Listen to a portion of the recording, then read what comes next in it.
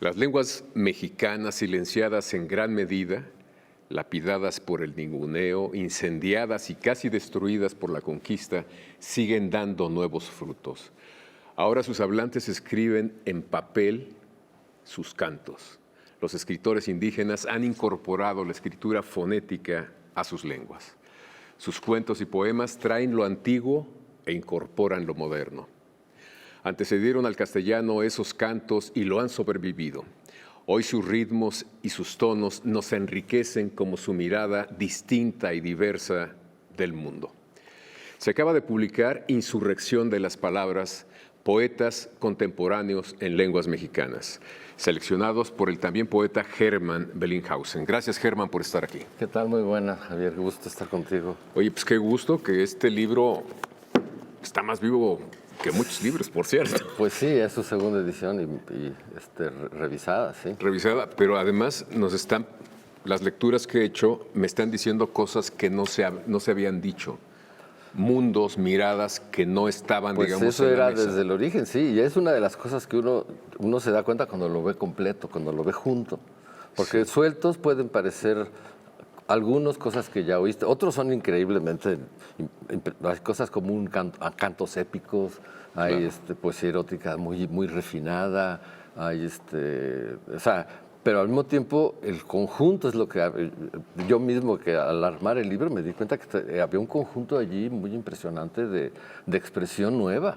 A veces digo, son los que están hablando mejor de las cosas que están pasando. Así es. O sea, hablan desde la verdad, desde la realidad. Yo me acuerdo que Carlos Monsiváis decía, porque él tuvo un cambio en relación a su visión de los pueblos indígenas después del zapatismo. Sí. Y un día me dijo, es que los zapatistas nos enseñaron a ver la realidad. Y yo creo que lo que lees en ese libro es la realidad, incluso la más mítica y la más, o la más elemental. Sin duda alguna. Entonces sí, claro, a mí me alegra mucho que siga vivo, claro, sí, que tenga una nueva edición tan atractiva. En fin. Sí, bastante bien preparada por el Fondo de Cultura Económica. Y por Itaca. Y por Itaca, sí. Por supuesto. ¿Cómo decidiste hacer esta antología? Pues mira, es una historia un poco larga, al mismo tiempo es un accidente. O sea, en realidad, o sea, como tú recordarás, con un grupo de amigos que teníamos por razones diferentes cierta afinidad con los pueblos originarios, los habíamos frecuentado, empezamos a hacer una revista que se llama México Indígena, en un momento en el que entraba el nuevo gobierno de Salinas y el Instituto Nacional Indigenista, dirigido por Arturo Barman, decidió, era una política que luego no cumplieron nunca, pero dijeron que iban a descentralizar el Estado y que el INE sí lo iban a dar a los indios, todo eso lo dijeron de entrada. Entonces decidieron que la revista no la quería el instituto y nos la dio a estos editores que con el cobijo de Nexos, donde yo trabajaba, empezamos a hacer esta revista. Se llama México Indígena, en uno de los primeros números tú colaboraste en un reportaje muy impresionante en Alcozauca, en la montaña de Guerrero.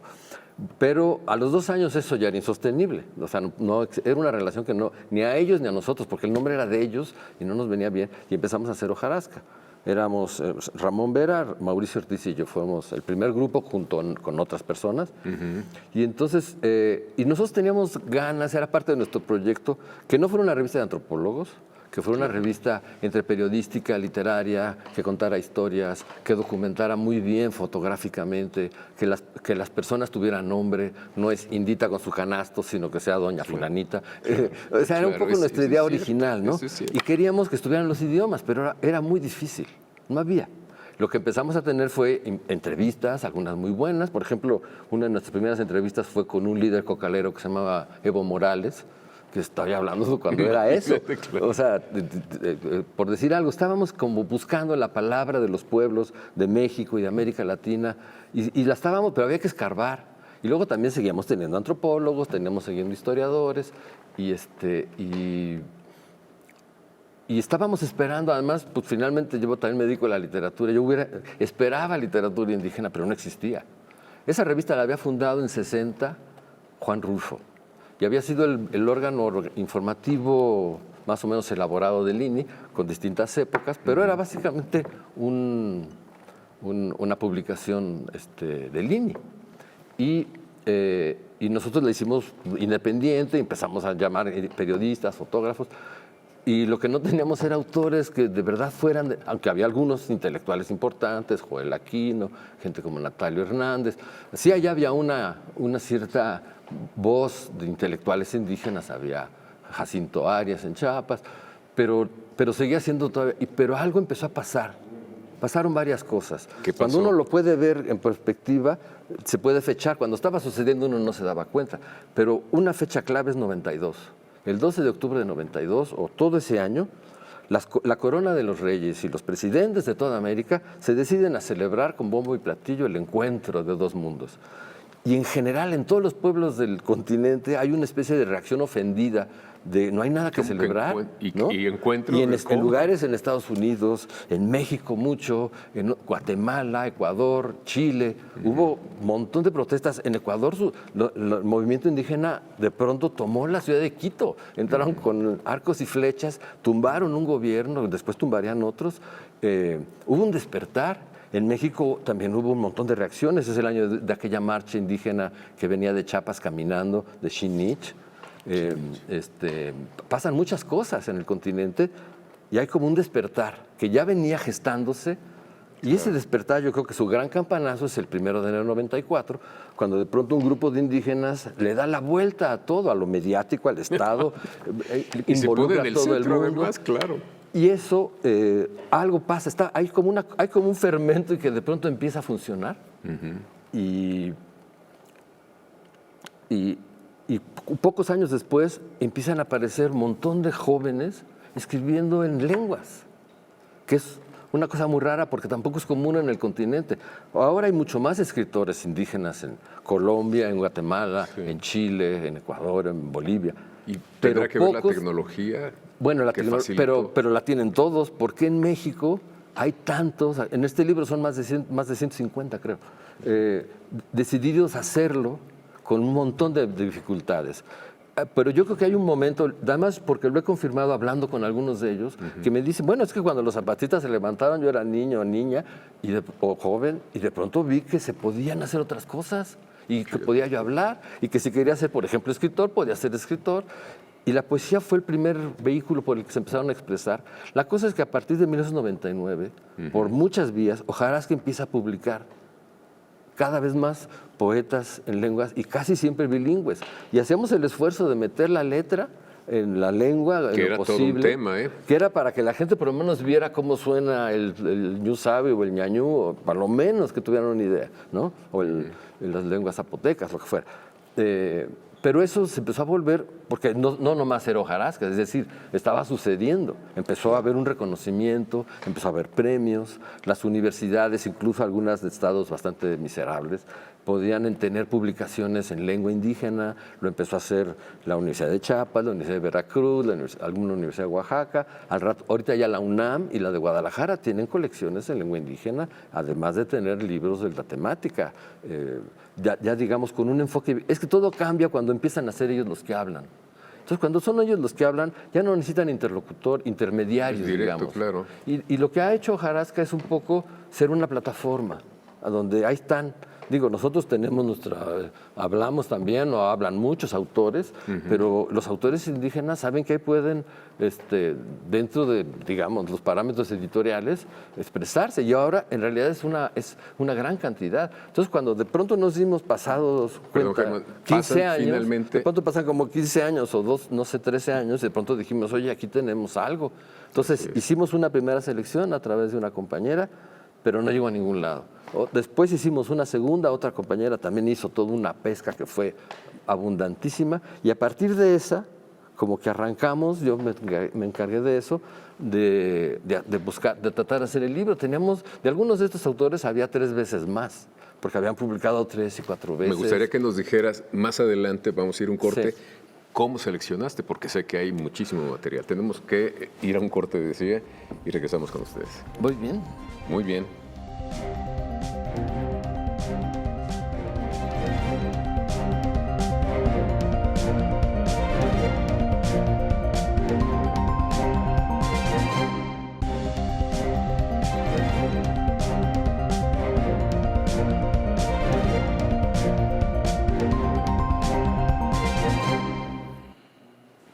Hermann Bellinghausen, nos estabas diciendo pues, cómo seleccionaron tanto material que encontró una plataforma ideal en la hojarasca. Sí, en realidad yo siempre he pensado que tuvimos, es un poco haber tenido suerte de haber estado en ese lugar. Pero haber hecho lo que habías hecho también. Pero habíamos estado en el lugar adecuado para estar recolectando todo eso, para darnos cuenta de lo que Pero lo estaba hicieron pasando. posible. Y entonces había otros medios, pero otra cosa que hemos tenido es duración. Constancia. Tenemos 35 años, vamos a cumplir, prácticamente sin interrupciones. Hemos cambiado 2 o 3 veces como de piel, pero ahora somos un suplemento electrónico de la jornada. Pero tal vez ahora tenemos más autores que nunca. Y de hecho, muchos de estos autores ya ni se acuerdan de nosotros porque ya hicieron carrera, ¿no? Sí. Algunos han hecho muy brillantes carreras. Porque también empezó a haber un cambio de la percepción que había de esta escritura. No solo porque nosotros estábamos registrándolo, pero toda esta gente al mismo tiempo que escribía se movía. Muchos autores, hombres, mujeres. Es muy notable la presencia de mujeres. Es una de las revelaciones que hay de la transformación de los pueblos originarios en los últimos tiempos. Y el discurso de la mujer. Bueno, en este libro algunos de los autores más atractivos son mujeres. ¿Y de qué hablan? ¿Qué dicen? ¿Qué les muchas preocupa? veces hablan. ¿Qué sienten? Un poco la temática. Es que también hay una evolución en las temáticas. O sea, el origen es que es una... Mira, lo más impresionante, creo que hay que empezar por ahí, es que estamos presenciando el nacimiento de una nueva literatura o un nuevo haz de literaturas que no sucede mucho en el mundo, es decir, en la historia, sucede de repente en algún lugar, de repente en España, después de Franco, permitieron que el euskera tuviera una presencia más real, la gente empezó a aprender su propio idioma, empezó a haber una literatura, y ahora existe una literatura en lengua euskera que no tuviera antecedentes, pero en realidad había estado reprimida siempre. Y aquí simplemente eran un montón de lenguas, 70 casi ahora, las cuentas que hay, que nunca se habían escrito la mayoría. Pero no de que sí, que no existieran y que no se hablaran y no que evolucionaran, involucionaran, lo que tú quieras. Pueden ser más antiguas que el castellano. Algunas de las lenguas mayas vienen de muy atrás, pero nunca, o de maneras muy diferentes a la escritura, lo que entendemos por escritura, pero en realidad no habían sido escritas. No se habían fijado. Entonces, por ejemplo, cuando de pronto puedes leer lenguas como el mazateco o el ayuco, mije, que nunca se habían escrito. Entonces, ellos mismos se enfrentan a su propia palabra, ¿no? A su forma de escribirla. Y entonces, aquí hay varios elementos que influyen. Yo creo que hay un cambio mental, primero que nada. Yo creo que todo lo que han conquistado es por ellos. No se los ha concedido ningún Estado, ninguna universidad, ninguna academia. Primero hay un despertar como social, empiezan a luchar por la tierra, hacen las cooperativas de café, y de pronto hay una reivindicación del ser indígena, de la lengua, que viene de muchos lados. De hecho, el momento del levantamiento zapatista, algunos de estos motores no están en la mentalidad de los zapatistas, como por ejemplo el asunto de la lengua. Después, lo que pasa es que como el impacto es tan grande, les llegan los demás pueblos y descubren en lo que están pensando todos los demás, ¿no? De pronto, y es como nace el Congreso Nacional Indígena y como nace un nuevo movimiento indígena que ha tenido una existencia muy difícil, pero que no ha dejado de existir. Oye, pero también el zapatismo implantó en la selva una biblioteca. Ah, bueno, sí. No, es importante esto. Una de las influencias es además porque es una revuelta, como todo el mundo sabe, que también fue literaria, también fue mediática. Entonces hay un lenguaje. Por cierto, Octavio Paz le contestó al subcomandante. Sí, claro, habían tenido una relación ríspida y al final de su vida Paz decidió hacer las paces, literalmente, y les reconoció. Porque fue un fenómeno literario, hay que recordarlo. Así es. Y mundial, además se traducía al día a varias lenguas y sus textos con frecuencia tenían una gran expresividad literaria. Impulsó, ¿no? Y estaba hablando un lenguaje cercano a los indígenas y al mismo tiempo estaban los propios comandantes y todo haciendo comunicados. Había un habla indígena diferente, en castellano casi toda, pero que inspiró también a todos estos que estaban pendientes.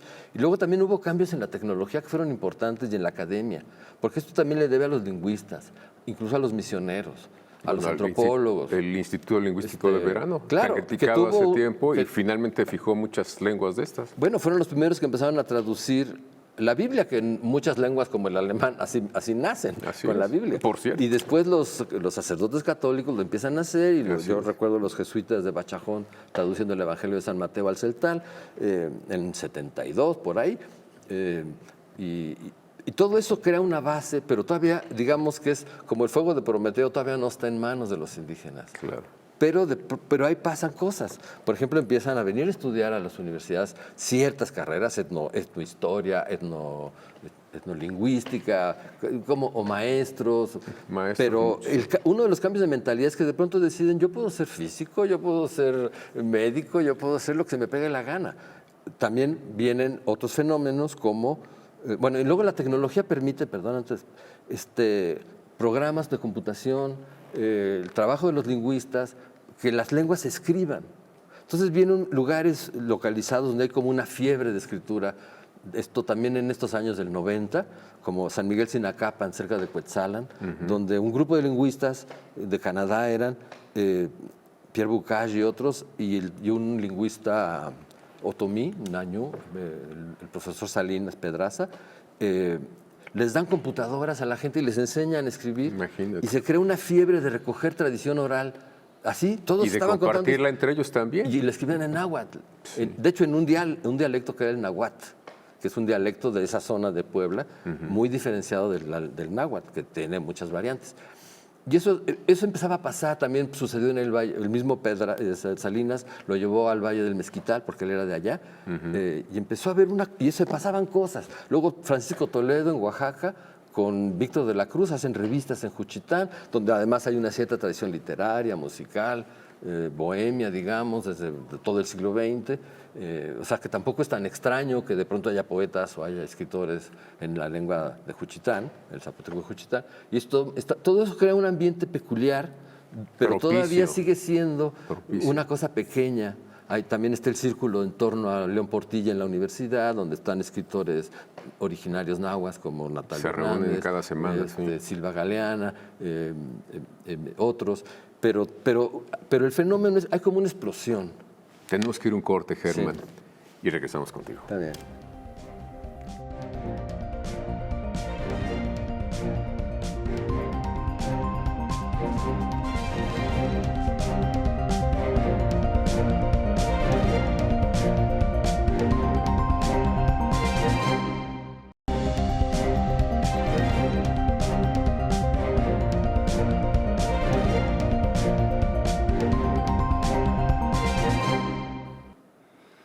Germán, hay una zona de la academia, me lo han comentado de manera directa en varias ocasiones, en certámenes como jurado, en otros momentos, y han dicho que para qué publicar en lenguas indígenas si son grupos muy pequeños, que a veces ni siquiera pueden o saben leer, y se les hace como que es una pérdida de recursos y de tiempo, y me dicen, tenemos una plataforma que es para todos, que es el español. Bueno, sí, eso es una de las cosas que ha empezado históricamente para que esto exista. De hecho, no ha sido bien recibido en general por el establishment cultural. Aunque la Academia de la Lengua creo que ya tiene un par de asientos para autores en lenguas originarias y hay como cuotas, pero se han creado cuotas. Son cuotas. Pero básicamente sí hay un rechazo o en todo caso no el suficiente respeto, ¿no? Como que es minoritario y un poco innecesario, como tú dices, es un poco como esta vocación absurda de ¿para qué? Y recuerdo que en algún momento, justo cuando empezamos a hacer México Indígena, que Carlos Monsiváis me dijo, pero ¿por qué hacen esa revista? Hagan algo, un tema moderno. También la crítica Teresa del Conde me dijo, mejor vamos a hacer una revista de arte moderno, ¿por qué una revista de indios? Y pasaron los años, vino el levantamiento zapatista y tiempo después, en un momento me dice Monsiváis, oye, te debo una disculpa porque me equivoqué. Sí era importante eso que estaba pasando. Caramba, y él no llegó a ver realmente este fenómeno, no sé qué hubiera pensado, pero yo creo que él hubiera sido sensible. Pero bueno, es como tantas cosas de que hubiera dicho Monsi.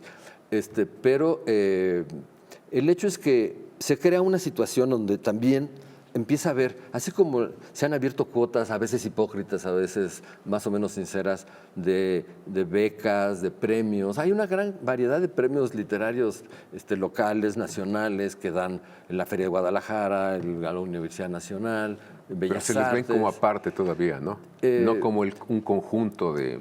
Mira, es un problema. Poetas, por ejemplo, yo incluso en algún momento fui jurado de alguno donde el ganador fue un libro muy bueno, un premio de la Ciudad de México, pero en realidad el criterio de ese libro no pasa nunca, ni por becas, ni por premios, ni por ninguna cuestión de prestigio, sino el puro hecho del texto que existe y su calidad, digamos, Que o al se menos su sostiene interés. solo. Claro. Entonces, como fuimos metiendo de manera desordenada, un poco como iba cayendo, se iba escribiendo muchas veces, pero también estábamos enfrentando, y ahora viéndolos, porque todos estos autores, muchos de ellos ya tienen uno o varios libros. O sea, hay editoriales dentro de este ninguneo que hay en el establishment, han creado un propio mundo, ¿no? Donde tienen sus referentes, sus pequeñas editoriales, el Estado cada vez más da estímulos, por lo menos les hace caso, no sé, ha habido un cambio como ha pasado con las mujeres, como ha pasado con las minorías sexuales, que hay como, a veces te digo, puede ser hipócrita, pero como que lo tienen que hacer, pero por corrección política, claro, por lo que tú quieras. Sí. Entonces lo han hecho. Pero de todos modos, ahora enfrentan verdaderas contradicciones. ¿Y hacia dónde va todo esto? Ese es el punto, que yo creo que, primero, tienen un gran problema, que es que no se ha creado una base suficiente de lectores. Es decir, la mayoría de esos pueblos, sus gentes no leen la lengua. La entienden, la hablan, pero no la leen, porque la alfabetización del Estado siempre ha sido en dirección opuesta, es para sacarlos de la lengua. La educación bilingüe es para que aprendan bien el español, aprendan a leer en español. Cuando se habla de alfabetizados, son los que saben leer en español. Así es. Si se invirtiera la corriente y se fuera la alfabetización a las lenguas, lo cual implicará que algunas de ellas tengan que cambiar sus formas de escribir todavía, pero es el uso lo que hace la lengua, la escritura. Así es. Pero esto está sucediendo en un momento en el que es universal, pero en México muy marcado, el peligro a la desaparición de las lenguas. Que están desapareciendo. Sí, incluso las que uno cree, todas están amenazadas. Hace poco lo decía un escritor zapoteco, dice, hasta el zapoteco del Istmo, que tiene fama de ser, también es una lengua de viejitos, ya los muchachos no lo quieren hablar. Lo cual, por supuesto, es parcial, porque también hay movimientos de reivindicación de jóvenes, hay hip hoperos, hay rockeros. Que cantan, claro, cierto. Y son muchachos que están haciendo el esfuerzo o por el gusto que les da de hacerlo en sus lenguas, en totonaco, en náhuatl, en tzotzil. Entonces, pero sí están desapareciendo de alguna manera. Algunas realmente sí van a desaparecer, digo, pues cuestión estadística, antes del fin del siglo, digamos, unas cuantas. Pero muchas otras hablan hasta por millones o cientos de miles de personas, como las lenguas celtal y tzotzil de Chiapas, el náhuatl, las variantes del zapoteco, las variantes de lo que conocemos como mixtecos, los ñañú, todos esos, los mayas peninsulares, son un gran número de gente que todavía habla estas lenguas. Y está viva, lo siguen están utilizando vivas, fuerte. Pero claro. todos los medios, todo lo que está pasando, el inglés, las amenaza. Pero al existir una literatura que ya no solo es poesía, ya empieza a haber novela, que es mucho más arduo, empieza a haber ensayo, que es todavía más arduo, porque tiene otras implicaciones la traducción, que es que se usan palabras que no existen en sus lenguas. Lo expresa muy bien el maestro Javier Castellanos, que es un maestro zapoteco de la Sierra de Oaxaca, que ha hecho varias novelas históricas bilingües, o sea, las hace en zapoteco y en español, lo cual implica un esfuerzo notable. Y aparte ha hecho un par de libros de ensayos de crítica literaria muy severa, donde empieza por decir, pero para empezar, para leer este libro tienen que saber que en el zapoteco no existen estas palabras. Y pone una lista donde viene poesía, crítica literaria, ensayo, opinión. Todo eso no tiene, y tiene que ponernos la palabra con lo que se aproximó al significado. Claro. Entonces, eso habla de las dificultades reales que tiene sobre todo ciertas formas de escritura. Y entonces hay una carrera contra reloj, donde las lenguas están desapareciendo, pero tienen más vida que nunca, ¿no? ¿Quién va a ganar? ¿La modernidad aplastante o la revitalización que evidentemente está en algún lado, ¿no? Hay gente en todos lados haciendo el esfuerzo. Quiero recordar un comentario que me hizo, siempre lo tengo muy presente, este escritor Humberto Acabal, que era un escritor maya de Guatemala, muy conocido en el mundo, muy traducido a lenguas europeas, es un antecedente importante de estos mismos escritores. Humberto Acabal venía mucho a México, no necesariamente era bilingüe, pero a veces sí era bilingüe. Él escribía en lengua maya de Guatemala. Poco antes de morir estaba en la Feria de Guadalajara y se me acercó, había una lectura de poetas indígenas y me dijo, hermano, no sabes la envidia que me dan ustedes, porque aquí la gente, los muchachos, están haciendo el esfuerzo de escribir la lengua. Dice, en Guatemala, que hasta hay una academia de las lenguas mayas, dice, encontraron la fórmula escritor indígena de expresión castellana y dejaron de hacer el esfuerzo, dice. Algunos lo hacen, pero dice, aquí todos hacen el esfuerzo, todos están creando el lenguaje. Ahora, y algunos de ellos están en eso, tienen que crear lectores. tienen que ir a los niños, que ir a los jóvenes, incluso están creando nuevas vocaciones literarias. Porque además hay otra cosa, se tiende a decir que los aztecas tenían poetas y que Nezahualcóyotl, todo eso es verdad, pero hasta cierto punto se ha ido demostrando a qué grado es una construcción bien intencionada de los europeos y después del padre Garibay, León Portilla y todos ellos, porque han creado una figura de poeta que corresponde a la idea... Más a nosotros. Sí, o sea, Nezahualcóyotl es una especie de Dante. Sí, ¿no? El Dante de... Claro. Y esa es una traspolación cultural. Generosa, entonces, esta pero nueva quién sabe situación qué donde tanto. además no solo hay escritores, hay cineastas, hay pintores que ya no son artesanos, son artistas, escultores, todo eso, están adoptando cosas que en su tradición tal vez no existían como tal. Entonces hay una revolución también en eso. Pues ya veremos a dónde llegamos con tanto, claro. Sí. Entonces, estamos en una encrucijada donde yo creo que ahora hay que tratar de entender. Hay varios autores ya voces de los propios pueblos que lo están cuestionando muy bien, con más severidad que nadie, porque también ellos se ríen de los que consideran impostores. Luego hay otro problema, que es un hecho, es una literatura necesaria y estrictamente bilingüe. Está escrita también en castellano, todos ellos hablan castellano, y a la hora de escribir, no importa en qué orden, están pensando en las dos cosas, porque están pensando cómo va a sonar en el otro idioma. Pues vaya encrucijada que nos pones. Entonces, llegamos también a la encrucijada del tiempo, Germán. Ahora, por último, nada más es sí. Lo importante de los temas que tratan. Sí. Hablan de las cosas que importan. O sea, hay veces que uno lee allí y dice, esto no me lo había dicho nadie, y está muy bien decirlo, ¿no? Abren una ventana diferente a la realidad mexicana. Sin duda alguna. Muchísimas gracias, Germán Bellinghausen. Y gracias a ustedes por habernos acompañado aquí y los espero la próxima semana.